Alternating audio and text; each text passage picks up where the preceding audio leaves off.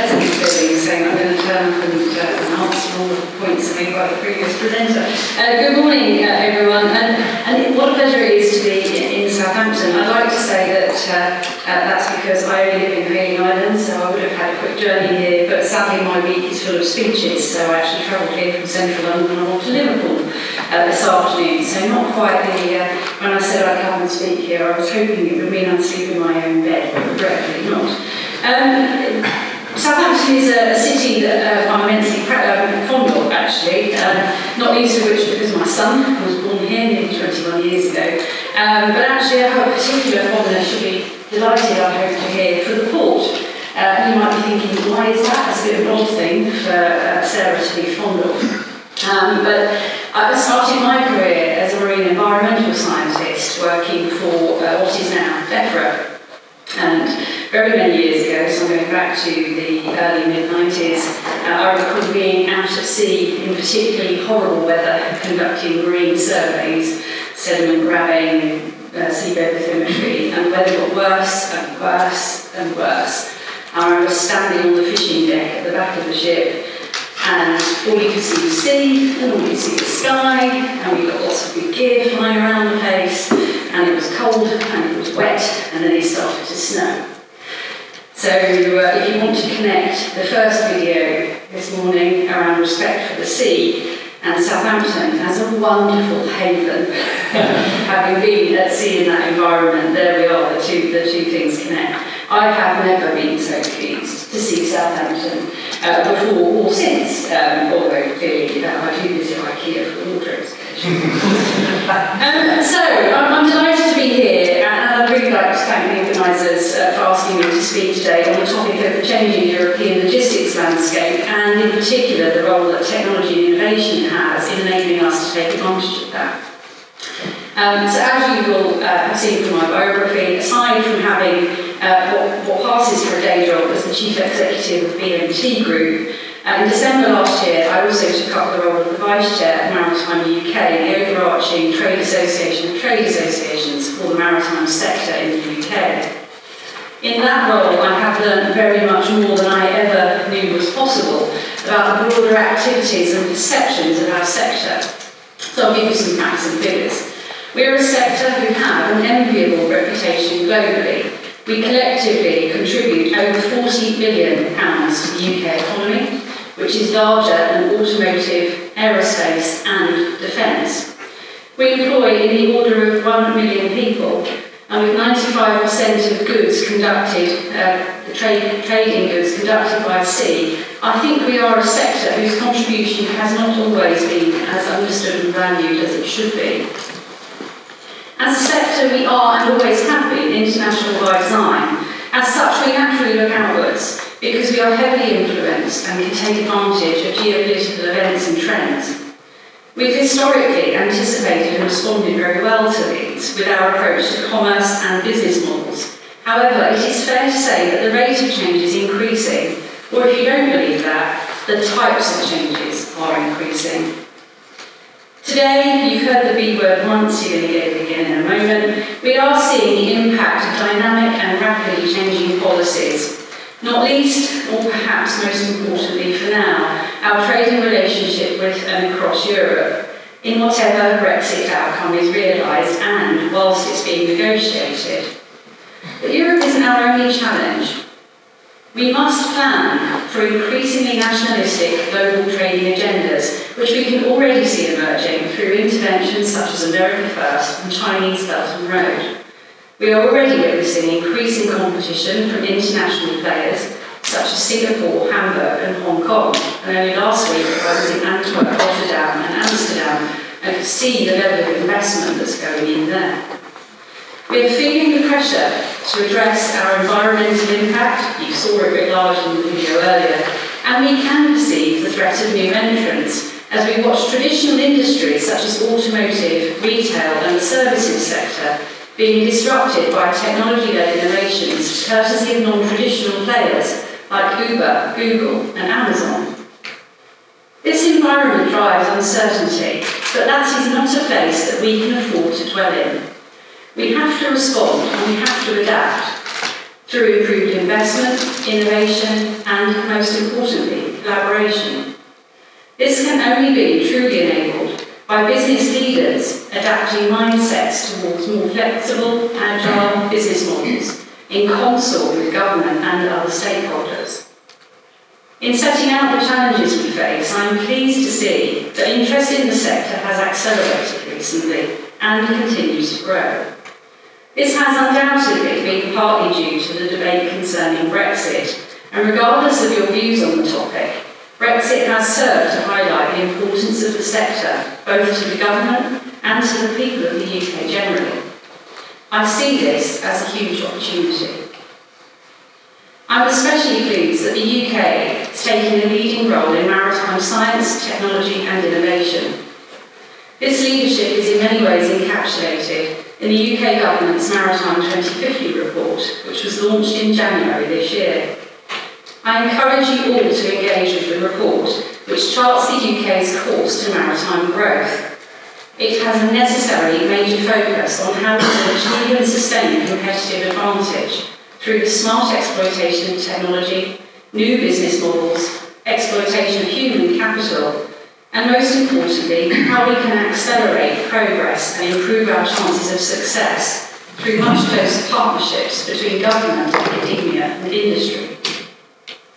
Looking in more detail at Maritime 2050, it contains a lot of recommendations. It is over 300 pages long, but I would recommend to you that you spend the time to have a look through the executive summary. Executive and summary, a slight misnomer, as that in its own right is still nearly 90 pages long. However, please do have a look at it. The recommendations of Maritime 2050 combined offer the UK a real opportunity to sustain, grow, and in some areas regain a position as a leading innovator in maritime science and technology. And if you're wondering why this might matter now, the UK government has estimated that the value of the global ocean economy will be $3 trillion by 2030. Much of the growth potential will be realised by those who invest now in those innovations that will lead to improvements in maritime sector safety, agility, productivity, and in minimising our environmental impact. Technology and innovation, then, will play a significant role in our collective success and potential growth as a sector. So let's unpack some of the key innovation areas in Maritime 2050. The first is automation. The UK is already a leader in the design and manufacture of small autonomous vessels, and particularly clustered around the south coast. And we're leading the way on regulation. Through Maritime 2050, government and industry will deliver flagship technical projects and provide demonstration of use cases for smart shipping. And then Maritime 2050 will see government and industry working together to achieve the first multimodal autonomous freight movement through a UK port. The second innovation is low carbon technology.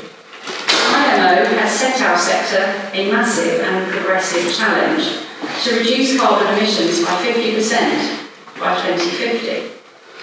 To meet this challenge, ship owners, manufacturers, service providers, and all of us, frankly, must innovate and collaborate. The industrial strategy's clean growth focus could offer the opportunity to support such collaborative efforts. To innovate in vessel efficiency, propulsion, and energy management will bring together existing suppliers and capabilities from other sectors, which is really important, and to bring in new ideas, some of which will come from SMEs. And on the topic of innovation, while I've spoken about technology, it's not always about technology. Innovation comes in many ways.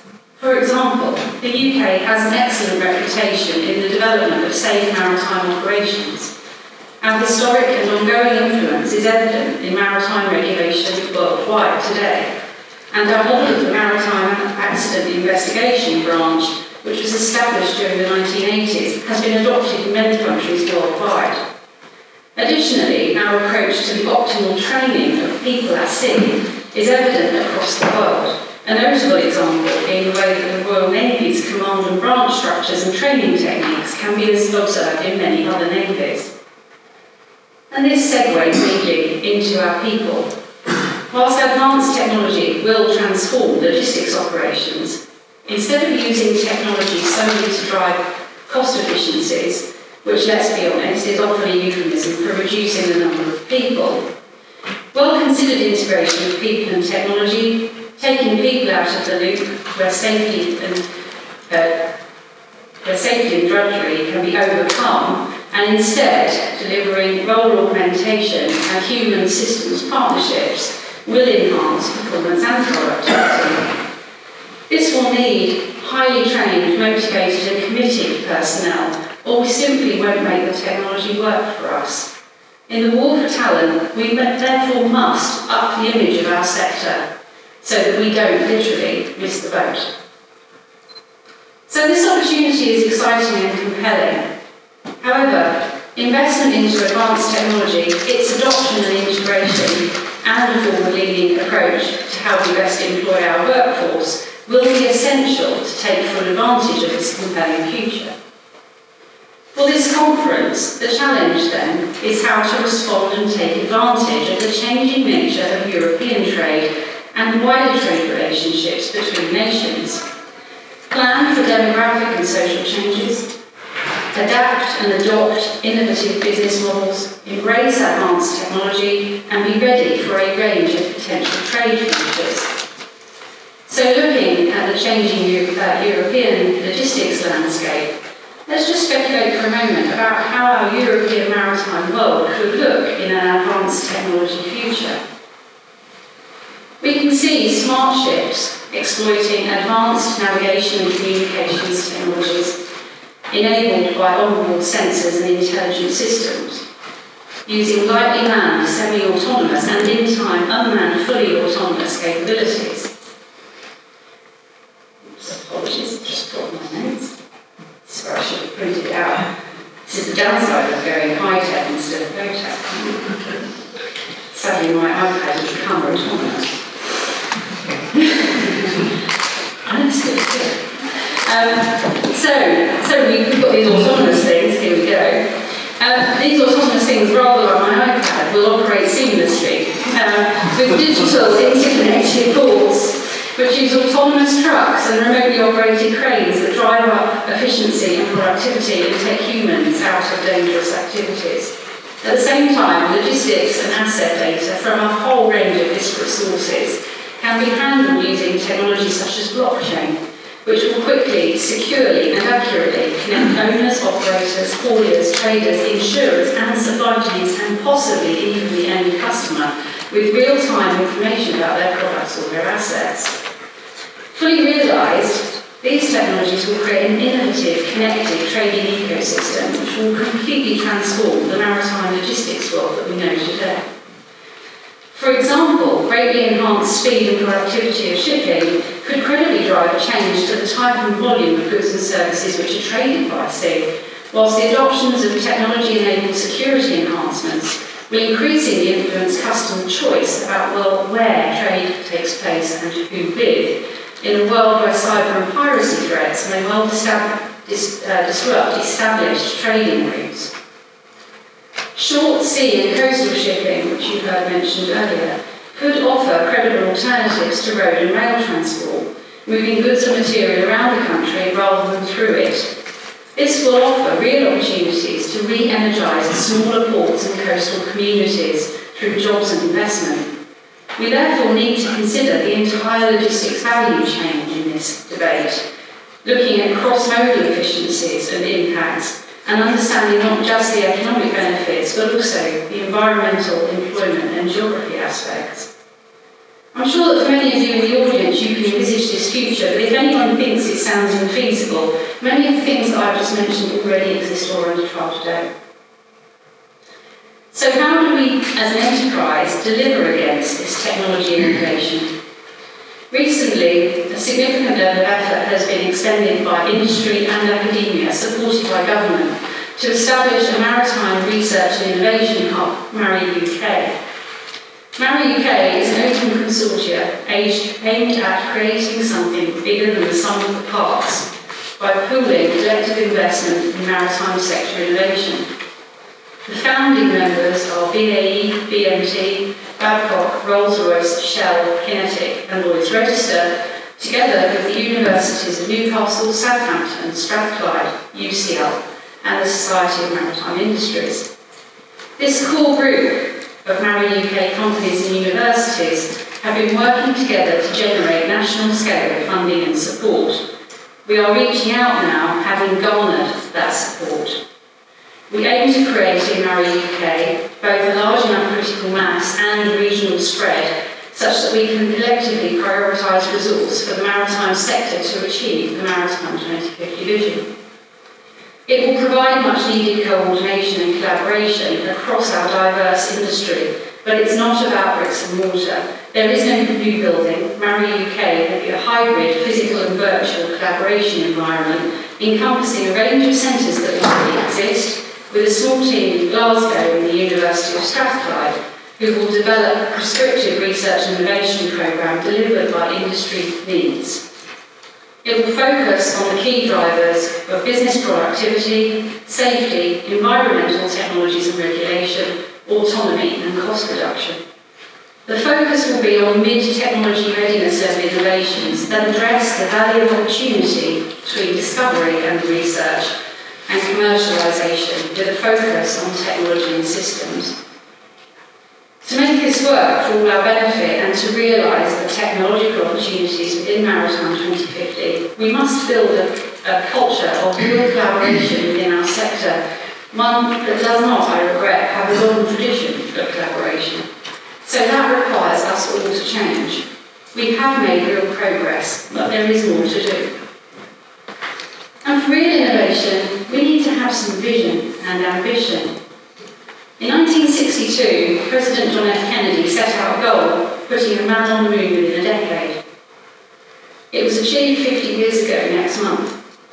Having a vision drove innovation and collaboration and seeded the development of skills and technologies which we still use today, well beyond the space programme. We should perhaps then consider what our goals should be. What could we achieve over the next decade? What legacy will we leave the maritime sector?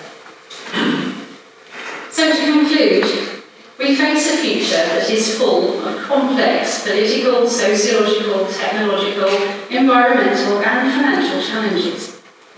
Not too many there, then. However, with challenge comes opportunity. Maritime 2050, for the first time in the UK's maritime sector history, is a pan-sector, pan-government, pan-industry and wider stakeholder plan, with real buy-in and some money to direct our efforts. I have set out my views on the potential future for the marine and maritime industries based on innovation, the adoption, integration or otherwise of emergent advanced technologies, and how they, alongside future workforce dynamics and other sociological and geopolitical trends, could shape our maritime future and give us opportunity for real advantage in a rapidly evolving European trading landscape. In close, I'll add that Darwin said, "It is not the strongest of the species who survive, nor the most intelligent. It is the one that is the most adaptable to change." Ladies and gentlemen, our future is incredibly exciting. The potential opportunities and rewards for us are vast. We need to change where we need to. We need to collaborate more, and we need to be ambitious about what we can achieve. Thank you very much.